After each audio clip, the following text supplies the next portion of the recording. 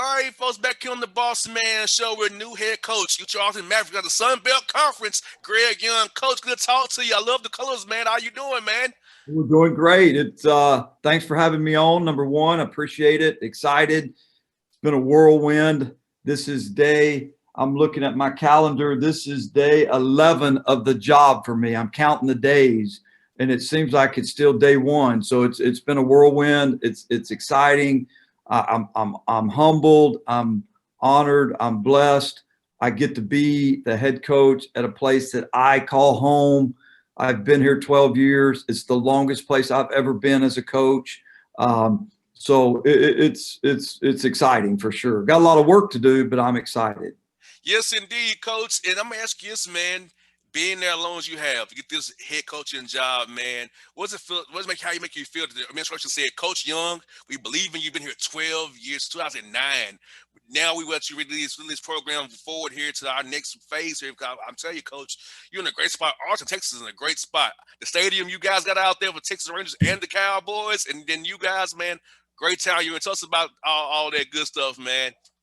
Well, yeah, Arlington is a great place. I mean, it is. You know, I really believe that we live in one of the best places in the country.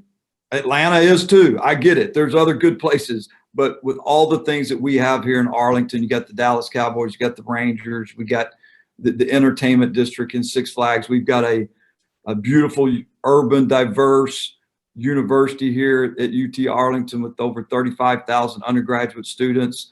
We've got beautiful facilities. We got great high school coaches, players, grassroots coaches, players, programs, junior college coaches, players, programs within the state of Texas. So, you know, we do live in a great place for college athletics, for college basketball, and specifically here at UT Arlington. And we've got to do a good job to cultivate that. Not that we haven't. We've always done a good job of recruiting inside out and making sure that we did our part. But, you know, with the urban university, we do have a diverse university where we can recruit all over the world. We can recruit all over the country. We've had good players from all over the United States, good players from all over the world, and we got to continue to do that. Obviously, being in Texas, we got to do our due diligence in the state of Texas first and foremost. But you know, if you look at our rosters over the years, we've had good players from everywhere. And so we're going to continue to try to do that. That's what we're doing right now. We're doing Zoom virtual visits with players. And I feel like I'm on Tinder. You know, you're going from one to the next because you can't have them on campus. You can't. I don't know what Tinder is. I've been married 25 years. That's what our young guys tell me what it is. But you know, we're going from one to the next because you're trying to build these relationships with prospective student athletes that you're recruiting. Everything is done virtually. And so, and it's now you got this transfer portal that has added this extra dynamic to recruiting. And so everybody in Division I basketball is doing the same thing. Is we're trying to recruit virtually. It's different. It is what it is, and we're trying to do as good a job as we can with it. But it is different for sure. Well, June 1st coming up soon, Coach. You can get out there again. It's June 1st, and hopefully you'll be at the Peach Jam in Lake Point when that gets going. Hopefully see you there. Look at some good high school young men out there. You guys that is here in Georgia, because as people know, you all play Georgia State because you're in the Sun Belt Conference with Georgia State. So you see Southern as well. So you know you definitely come this way. So South Alabama as well. So it's like, you know, coming to Atlanta and hey, that's a good market for you guys because you play here at least twice a year with Statesboro and Georgia State. One, you can play one of them in Georgia. You players come on to Georgia at least once a year. So tell us about that part of it. Sun Belt Conference has been so expansive for you guys to recruit from all over the place and get in different markets because of how the conference is set up. From Appalachian all the way to you guys, it's far out there for you guys, man. It is. The Sun Belt Conference is really good, and I've been a part of it, obviously, for the last, I think, 7 or 8 years. Obviously, I was here when we made the transition to the Sun Belt. Have great respect for our coaches, for the coaches, the players, the programs in the Sun Belt. There are no easy games. I can just say that there are no easy games in the Sun Belt Conference, and and it's not saying that there are no easy games in any league, but my experience in the Sun Belt compared to where we were in the Southland previously, we were in the WAC one year. The Sun Belt, from a competitive standpoint, night in, night out, there just are no easy games. And obviously, Georgia State's had success. They had success with Ron Hunter. We lost to them twice in conference championship games. You know, we won a regular season conference championship here in 2018 in the Sun Belt. But it's just, there's good players, there's good coaches, the ultimate respect for the league. But it does, you know, it does allow us to recruit, you know, some of those areas, especially places that we play, because there is a familiarity with the league and the kids that we're recruiting that are from those areas. And, you know, everybody wants to have friends and family watch them play, for sure. And we've had some good players, you know, from those areas and the places in the league. And so we're going to continue to do that. But the Sun Belt Conference is hard. It's hard. We had a unique year this year that we played an East-West division schedule. We did not go east. So we didn't play South Alabama and Troy and Georgia State and Georgia Southern and Coastal Carolina and Appalachian State in the regular season. We played on our own West division, which was Louisiana Monroe, Lafayette, Arkansas Little Rock, Arkansas State, obviously Texas State, which was our travel partner. So it was a unique year in the Sun Belt for us because we didn't get to play those people in the East. I miss going to Statesboro. I miss being in Atlanta. I miss going to, you know, to Mobile and some of those places. I didn't necessarily miss the games sometimes with those teams, but because they're hard places to play. But I think obviously we're going to get back to a normal schedule next year and look forward to playing those teams in the East again. And Coach, being in Texas, so many quality D1 schools in Texas. So how is the recruiting battles for you guys amongst each other? Because there's so many quality D1 schools in Texas and so many different conferences. So how is that recruiting battle within the state that you guys are going against every day? And that's a great question, because everybody now seems to recruit Texas from all over the country. And they're, you know, obviously we're a big state, a lot of players. So, you know, not only are you battling and recruiting people within state who, you know, we normally battle with anyway, now you're battling universities from all over the country within your own league, but different conferences. So, you know, you have to work. You can't take it for granted because, you know, people are coming in from everywhere to recruit the state of Texas. There's so many good players here. The coaching has gotten so much better.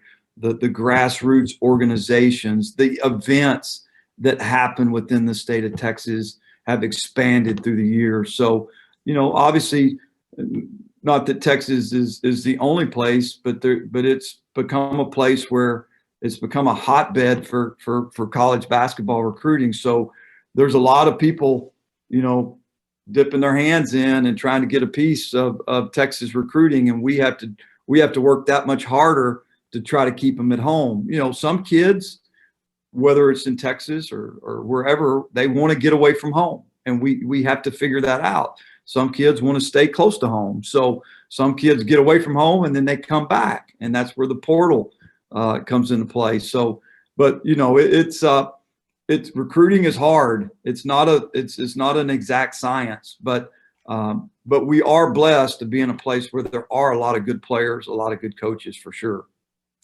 And Coach Maskis, man, what's the ideal UTA Maverick for you and your program as you build this program going forward? Because I know you want to have quality in your programs. Tell us what's kind of your ideal UTA Maverick.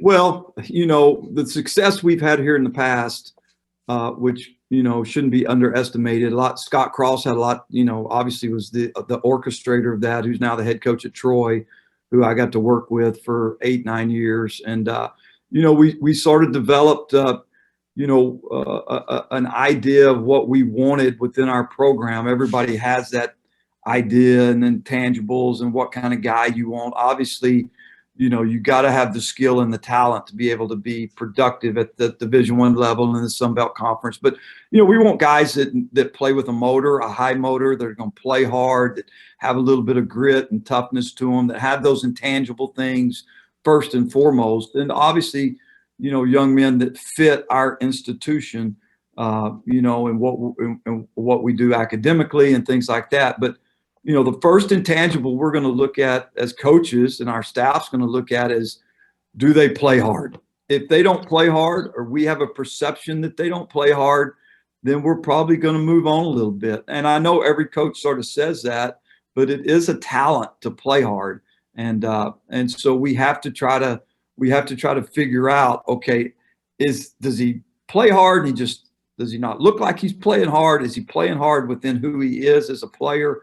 But we want to try to find those gritty, tough guys that are going to play hard every time the ball's pitched up and the lights are on. So if we're going to just try to narrow it to one thing, that's the first thing we're going to look at. Obviously, the positions and skill and the ability to do certain things on the floor, those are important too. But I want a team that's going to fly around and play hard. I want a team that's going to try to make it as miserable for our opponents as we can make it, that when the people leave the game, and I said this in my press conference, whether they're eating popcorn, drinking a Coke, texting somebody, taking a selfie of themselves, whatever they're doing, and at some point they're going to go, man, that team plays really, really hard. They fly around. They are fun to watch. And so you start with that in recruiting. You build it through your culture and what you do every day. And that's what we're going to try to do with this program that we've done here in the past. It's not something that we're reinventing. It's just something we're going to try to continue to build on, and obviously try to do it better and better every year. And Coach, what's good this year is you actually have your guys on campus and touch your guys. So you can really have skill development and player development, because last year you had none of it. You just had to kind of show it up, and you kind of starting from behind the 8 ball almost. So this year you can have ahead of summertime as well. And we're working out there, working on them individually in their drills. You can get them better, because the summertime is when guys get better. So you can come back in the fall and be ready to rock and roll come out over there. Yeah. It was a unique year because obviously COVID shut us all down last spring as soon as the season was over. So everybody went home, coaches, players, everybody went home. We didn't get our players back until mid-July, end of July. It was limited because of COVID policies. We could have them, a few hours a day. It got a little bit better through the course of the year. There were, obviously when there's adversity, you try to glean some things out of adversity, that you try to make better. The good thing is that because as coaches, we couldn't be on the road recruiting, we got to be with our players every single day. Little good, little bad, but we touched them, as you said, which is a good point. We got to touch them every day. And we had to be around them. We had to invest in them. We had to spend time with them.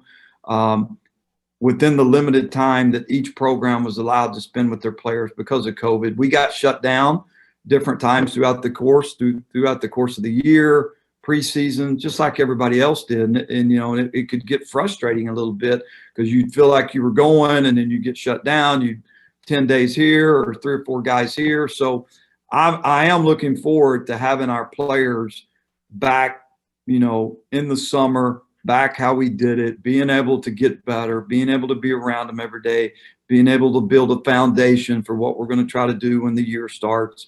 I'm looking forward to having that opportunity to do that again, because we didn't get that from March till end of July, starting of August, and when we did, it was sort of limited. Yeah, Coach, I'll tell you, I've not been back to my studio in Midtown Atlanta in over a year, Coach. Wow. So yep. I still can't get back to my studio, my office. So I'm doing this from my basement here. So I have not been back to my studio since March 14th of last year. Actually, a year and a day long since I've been back to my studio in my office back in Midtown Atlanta.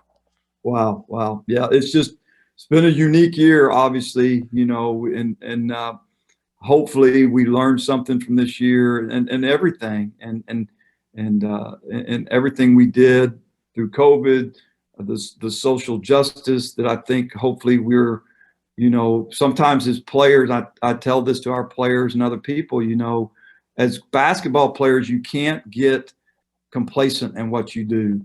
We got complacent as a society and a country, and some things happen in our country that shouldn't have happened. And I'm hoping, and my prayer is that we will learn lessons and we will get better. We need to, as a society and a country. So through all the things that have happened this year, hopefully we've been able to take a step back and we've been able to learn that we got to be better. We all got to be better. And we better not repeat the mistakes of the past. So, that's hopefully what I've learned from it. Hopefully we have learned from it, as a whole. And so out of the adversity that we've all had through this past year, hopefully we'll come out of it whenever this ends. And it's not over yet. We got to keep moving forward. We can't get complacent again, that we'll become better from all of what's happened through this year. And Coach, you're right about that. I know me personally, I've definitely grown as a leader, as a host, trying to keep people entertained while they're doing quarantine. Because for me, I was some people's outlet to come to the show, listen to the interviews on the show was their outlet from their life. So having to make sure I'm giving people great content, being there for people to find me at least once a week, finding the show to be able to have some release. So I Coach, I know what you mean, trying to have them grow from this. I'm in my 30s, so definitely trying to grow and be better and help others and help the community of Atlanta and Georgia be better as well, Coach. I got involved politically with some stuff that I've never done for my life. I've never been out reaching people to vote or helping people at the polls. I've never done that in my life until this year. So having doing those kind of things, Coach, COVID definitely, without COVID, never would have did it. So I say COVID definitely made me better for sure. No question. I'm hoping that a lot of people did that. And you're a perfect example. I'm hoping that a lot of people will continue to do those things because of this, and that's, if we can, then we're going to be better. And that's the goal, is we got to be better. We can't stay. The old saying is, you can be on the right track. Your dad's a football coach, so you can be on the right track. Like my dad was a high school football coach, but if you're on the right track and you're standing still, the train's still going to run you over. You better keep moving forward. So we got to, now hopefully we can get on the right track again, but we got to keep moving forward. We got to keep going. Yeah. I was going to ask you about that, Coach. My dad was a coach. He wanted me to go into coaching, but I said no. I prefer to be on the radio. You're smart. You're smart. You're the smartest guy. You're the smartest guy on this interview. I can promise you that.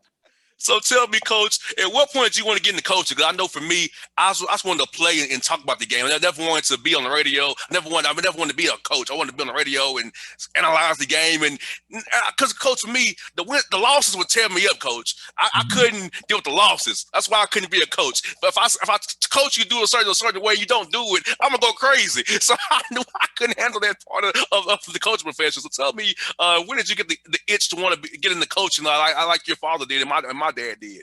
Well, you had the same experience that I did growing up in a coach's house. I didn't know anything different. All I knew was sports. I mean, if we weren't playing it, we were watching it, or we were at games. And so I didn't know any different. And I probably from a very young age, when I knew I wasn't a good enough player to play after college, and I wasn't a great college player either, but I knew I wanted to get into coaching. I knew that the competitive nature, that's who I was around growing up. That our friends were coaches, my parents' friends were coaches, families. And so I knew pretty early that I wanted to coach in high school and college. I didn't really know what I wanted to do in coaching. I was going to be a high school coach and be happy. I just wanted to coach basketball. My brother's a high school football coach, so he went a different route. But we didn't really know anything different. We weren't pushed into it. It's just what we did growing up. And so I've been doing it. This is my 35th year of coaching, 34 at the collegiate level, 1 at the high school level. I coached at every level of college basketball. I've been a junior college head coach for 10 years. I was a Division II assistant. I was an NAI assistant. I was a Division I assistant for I think 17 years, and now I'm a Division I head coach. So I've run the gamut from in the college basketball world of college coaching, and I still love it. You know, I still love seeing our players every day, even more now today. You know, obviously you want to win every game. Pat Riley said, you know, winning is great, losing is misery. And so you want to lose, you want to win every game. But I do think it's more than winning and losing. Obviously, I hope that I can impact our players on a daily basis. I hope that when they leave our program, that they're better people, that we have these lifelong relationships, that we can, and that was what was so humbling about this job when I got it last week, were all the former players that spoke on my behalf. It was humbling. And you know, I hid out for 3 or 4 days because you're trying to get a job and people are calling you. But if a former player or current player called me, I tried to get back to them immediately. And so that's what you want. That's what you want when this is all said and done, that you develop these lifelong relationships with players. And it's hard because not everybody gets to play, you know, and, you know, but what you got to do is you got to impact those guys. You got to pour into them. You got to tell the truth every day. You got to be transparent. They got to walk out of here whenever they leave our program, knowing that if they didn't know anything, they know how to speak the truth the best they can, whether we like to hear it or not. I went through that as a college player. I was told when I was going into my senior year on a coaching change that I wasn't going to get to play. And nobody had ever told me that before in my life. It was something that it was foreign to me. I mean, what do you mean I don't get to play? Well, we're bringing in our own players, so you're not going to play. And I remember going back to the dorm, calling my dad and saying, Dad, I'm leaving. He goes, okay, well, why are you leaving? I said, the new coach told me I wasn't going to get to play. They're bringing in their own players. And he's like, well, are they taking your scholarship? I said, no, sir. They're going to let me have my scholarship because I'm a senior. He goes, okay. He says, well, your mom and I will support you in whatever you want to do.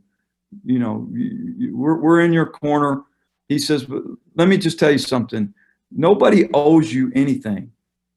So just remember that they don't owe you the opportunity to keep your scholarship. And he goes, where are you going to transfer to? And I said, well, this place recruited me out of high school, and Coach Meyer said I could walk on at Texas Tech. And he says, well, okay, Greg, I get it. Says, again, your mom and I'll support you, whatever you want to do, but you averaged 8 points a game, and you know, you're probably not going to get a scholarship. So do you like it there? Yes, sir, I like it. Do you have friends there? Yes, sir.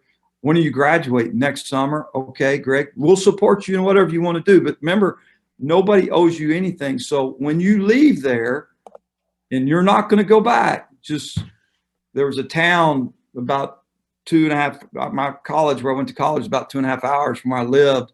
And there was a town about 30 minutes from my hometown. And they had a nuclear plant there, and they were building the nuclear plant. And a lot of people were working there. And so my dad told me, he says, look, just stop at the nuclear plant at Brown and Root and get a job, because you're not going to lay around on my couch all summer, and you're probably not going to be on scholarship. So you're going to have to help pay for school. But your mom and I really love you and support you. We'll do whatever we want you to do. So I got a life lesson there was, my parents, they're going to support me, but things aren't so bad. And so it was a hard lesson, and I get it. But, you know, when I look back on it, at least the truth was spoken to me. The truth was spoken to me from my new coach. I had to live through a hard year, my senior year, because I didn't play much. And the truth was spoken to me by my father, who said, look, Greg, nothing is given. You know, you have to understand that. And the decisions you make, there's consequences to them. Think them through. We'll support you. We'll love you. But, you know, in other words, you better stay there and get your scholarship. You better stay there and get your school paid for, get your degree. Yes, sir. Yeah. You got that right. Yeah. So I get it. I get kids when we coach them, the frustration. Everybody wants to be the best player. Everybody wants to play. It's just not the reality. So my job is to make sure that regardless of what role they play within our program or our team, and roles change, I know, from year to year, that when they leave here, they understand that nothing is given, that you know that you're going to be loved regardless of whether you played 30 minutes or 10 minutes, and that we put you in the best opportunity to get your degree so that you can have a great life and fulfill your dreams and goals, whatever they may be. But it may not always be the way we planned it. And, Yes. I live that, you know, and if I hadn't lived through that, I wouldn't have as good an understanding of that part of it as I do right now. And Coach, I explain to young men, when I talk to young men all the time about me as a ball player, playing basketball rather. Coach, I was a shooter and a defender and a hustler. My game was not offensively sound. I don't have no crossover. I can pump fake, get from my 3-point line, shoot a jump or a layup, or get a weak side, shoot a 3 and defend like crazy. That's how I played. My dad said, son, basketball is not your first sport. You are a wide receiver. That's what you're best at. So when you play basketball, you don't have to just defend, shoot the 3 on the weak side. They run at you, pump fake, get to the basket, layup, or shoot a mid-range jumper, because you don't have the handles those point guards do. Just play. That's how you gonna play, son. Baseball. Hey, use your speed. Go with the ball. Use your speed. You'll play. So my dad's methods work, Coach. He told me just know your limitations in your sports. Know your football player. That's your best. You're a receiver. You're dynamic. But basketball and baseball, you love it, but you're not that good at it. You just do what you got to do to get on the field and play. So my dad kept it real with me, Coach. That's why I accepted my role, whatever sport it was, because my dad told me straight down what my role was going to be and what I could do and couldn't do. And I accepted the talent that I had for those sports. So I try to tell young men all the time, it's okay to be a specialist at something. Somebody's a rebounder. Some people are going to shoot threes on the weak side, defend 3 and D guys. Find your niche on the team, and you'll play if you're good enough to do it. You're hired. Come on. I got a spot. Come on, you're hired. I need you. Hey, Coach, I'll tell me any day you want me to, Coach. I'll tell me every day. I lived it. I lived it. You know, I lived it. I know. I know. I hear you. But you're telling the right things, and you only know those things through life experiences, and a lot of those life experiences aren't pleasant, you know, and especially in athletics. So, you know, that's what you know, now you can give wisdom because you've been through it, and hopefully I can do a little bit of the same thing. Well, Coach, thank you for your time today, Coach. And I'm going to text you after the show. I'm going to text you my numbers. You have my numbers. And I hope to see you at Georgia State next year when you come to play here in Atlanta. And I hope to see you. And, Coach, I'll be neutral because I'm just who I am. I'm neutral, man. I'm going to be neutral. I love you and Rob, man. I like both of you. So I'm going to make sure I shake both of your hands and give both hugs. Hey, I can't lose today, Coach. But anybody wins, I win today. So it's all good. Yeah, Rob's a good guy. I mean, we have some connections. Obviously, Chris Ogden, who left here, who I was working for, he and Rob were at Texas and Tennessee together. One of our other assistants, Riley Davis, worked with Rob. So, Rob, we had great respect for Coach Lanier and what they've done at Georgia State in the last couple of years. And, you know, and there's a lot of coaches in our league that are like that. And, you know, those 2 nights a year when we pitch it up and get after it each other, we're trying to whip each other. But, you know, the other rest of the time, I'm a coach's coach. I root for coaches. So, you know, I want everybody to be successful until they play us. And then other than that, we're all good. So. I hear that. Well, Coach, thank you for your time. Well, they have a great weekend. I enjoyed it. I'll check. We'll do this again real soon, Coach. It was really fun, man. Yeah, thank you. Yes, shoot me your number. I'm available anytime. Thanks, Coach. Have a good one. Talk to you soon now. Yeah. You too, Ray. Thank you. Bye now. Bye-bye.